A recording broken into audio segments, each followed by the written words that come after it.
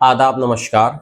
देश की राजधानी दिल्ली में आज कोकरोच जनता पार्टी यानी सीजेपी के प्रदर्शन ने राजनीतिक और सामाजिक हलकों में नई चर्चा छेड़ दी है और डरा भी दिया है।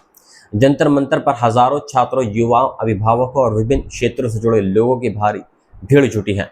प्रदर्शन का मुख्य उद्देश्य नीट पेपर लीक, सीबीएसई मूल्यांकन प्रक्रिया को लेकर उठे विवाद, विभिन्न भर्ती परीक्षाओं में कथित अनियमितताएं और केंद्रीय शिक्षा मंत्री धर्मेंद्र प्रधान के इस्तीफे की मांग है। सुबह से ही जंतर मंतर पर बड़ी संख्या में लोग पहुंच रहे हैं और देखते ही देखते पूरा इलाका प्रदर्शनकारियों से भर गया है। प्रदर्शन के दौरान धर्मेंद्र प्रधान इस्तीफा दो, शिक्षा बचाओ, छात्रों को न्याय दो और जय भीम जैसे नारे लगातार सुनाई दिए। दोस्तों, इस प्रदर्शन का नेतृत्व कर रहे सीजेपी के संस्थापक अभिजीत दिपके ने मंच से सरकार पर तीखा हमला बोला है। उन्होंने कहा है कि पिछले एक महीने से उनकी पार्टी सोशल मीडिया और अन्य माध्यमों से शिक्षा मंत्री के इस्तीफे की मांग उठा रही है, लेकिन सरकार ने मांगों पर ध्यान देने के बजाय सोशल मीडिया खातों को निशाना बनाने, पोस्ट हटवाने और आवाज दबाने की कोशिश की है। दिप्के ने कहा है कि पोस्ट हटाई जा सकती है, लेकिन आंदोलन को खत्म नहीं किया जा सकता है। उन्होंने प्रदर्शनकारियों से कहा है कि ये केवल एक दिन का आंदोलन नहीं बल्कि लंबी लड़ाई की एक शुरुआत है। दिप्की ने यह भी दावा किया कि जब उनका विमान दिल्ली में उतरने वाला था तब उन्हें ऐसा महसूस हुआ जैसे वे अपनी आज़ादी के आखिरी क्षण देख रहे हों। उन्होंने कहा कि वे उस आंदोलन के लिए अपनी स्वतंत्रता तक कुर्बान करने को तैयार थे। मंच से बोलते हुए उन्होंने कहा कि कई लोग डर के कारण समझौता कर चुके हैं, लेकिन इस देश का छात्र और युवा नहीं बिका है। उनके इस बयान पर प्रदर्शन स्थल पर मौजूद भीड़ ने जोरदार समर्थन व्यक्त किया और लंबे समय तक नारेबाजी होती रही। दोस्तों, प्रदर्शन में शामिल होने वाले लोगों की संख्या लगातार बढ़ती रही है और बढ़ती रहेगी और आयोजकों का दावा है कि हजारों छात्र और युवा देश के अलग अलग राज्यों से दिल्ली पहुंच रहे हैं। इसी बीच एक बड़ी खबर यह भी सामने आई कि प्रसिद्ध शिक्षा सुधारक और सामाजिक कार्यकर्ता सोनम वांगचुक भी जल्द इस आंदोलन में शामिल होने वाले हैं। अभिजीत दिपके ने मंच से ये घोषणा की और कहा कि वांगचुक का समर्थन इस आंदोलन को और मजबूती देगा। इससे पहले सोनम वांगचुक ने एक वीडियो संदेश जारी कर शिक्षा मंत्री धर्मेंद्र प्रधान के इस्तीफे की मांग का समर्थन किया था। उन्होंने कहा था कि उनका मुद्दा केवल नीट पेपर लीक या सीबीएसई विवाद तक सीमित नहीं है, बल्कि देश की पूरी शिक्षा व्यवस्था से जुड़ा हुआ है। वांगचुक ने कहा कि वे पिछले 4 दशकों से दूर दराज के क्षेत्रों के सरकारी स्कूलों में शिक्षा सुधार के लिए काम कर रहे हैं, लेकिन उन्हें अपेक्षित बदलाव दिखाई नहीं दे रहे हैं। उन्होंने कहा है कि जब शिक्षा व्यवस्था में सुधार नहीं दिखता तो निराशा होती है और तब आवाज उठाना जरूरी हो जाता है। दोस्तों, प्रदर्शन में शामिल कई लोगों ने अपने व्यक्तिगत अनुभव भी साझा किए।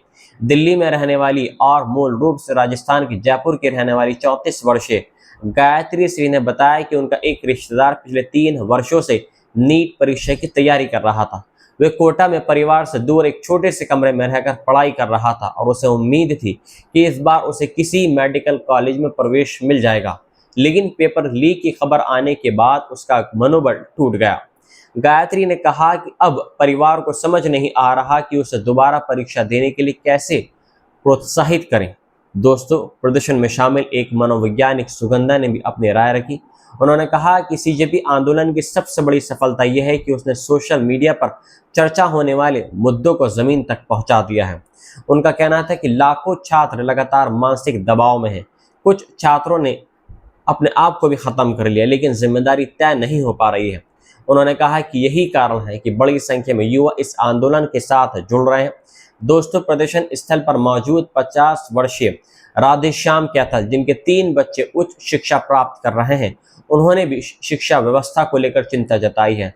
उनका कहना था कि देश में बैंकिंग से लेकर शिक्षा तक हर क्षेत्र में तेजी से डिजिटलीकरण हो रहा है, लेकिन गलत प्रथाओं को रोकने में सफलता नहीं मिल पा रही है। उन्होंने कहा कि वे डिजिटलीकरण के खिलाफ नहीं है, लेकिन किसी भी नए व्यवस्था को लागू करने से पहले पर्याप्त तैयारी, प्रशिक्षण और सुरक्षा उपाय सुनिश्चित किए जाने चाहिए। गाजियाबाद से आए 24 वर्षीय विशाल कुमार ने कहा कि यदि छोटी परीक्षा में होने वाली गड़बड़ियों और पेपर लीक की घटनाओं को समय रहते रोका गया होता तो शायद नीट जैसी बड़ी परीक्षा भी इस संकट का सामना नहीं करती। उन्होंने शिक्षा मंत्रालय से जवाबदेही तय करने और शिक्षा मंत्री के इस्तीफे की मांग दोहराई है। जंतर पर मौजूद भीड़ में बड़ी संख्या में ऐसे युवा भी दिखाई दी जो किसी राजनीतिक दल से नहीं जुड़े हैं, लेकिन शिक्षा और रोजगार से जुड़े मुद्दों को लेकर चिंतित हैं। प्रदर्शनकारियों का कहना है कि ये आंदोलन किसी एक परीक्षा तक सीमित नहीं है, बल्कि पूरे शिक्षा तंत्र में पारदर्शिता, जवाबदेही और सुरक्षा की मांग कर रहा है। कई छात्रों ने कहा कि प्रतियोगी परीक्षाओं की तैयारी में वर्षों की मेहनत लगती है और अब जब किसी परीक्षा पर सवाल उठते हैं तो इसका असर केवल परिणामों पर नहीं बल्कि लाखों युवाओं, भविष्य और मानसिक स्वास्थ्य पर भी पड़ता है। भारी भीड़ को देखते हुए जंतर मंतर और आसपास के क्षेत्रों में सुरक्षा व्यवस्था कड़ी कर दी गई है। पुलिस और सुरक्षा बलों की अतिरिक्त तैनाती की गई है ताकि कानून व्यवस्था बनी रहे। अब सभी की निगाह इस बात पर टिकी हुई है कि ये आंदोलन आगे किस दिशा में जाता है और सरकार की ओर से क्या प्रतिक्रिया सामने आती है।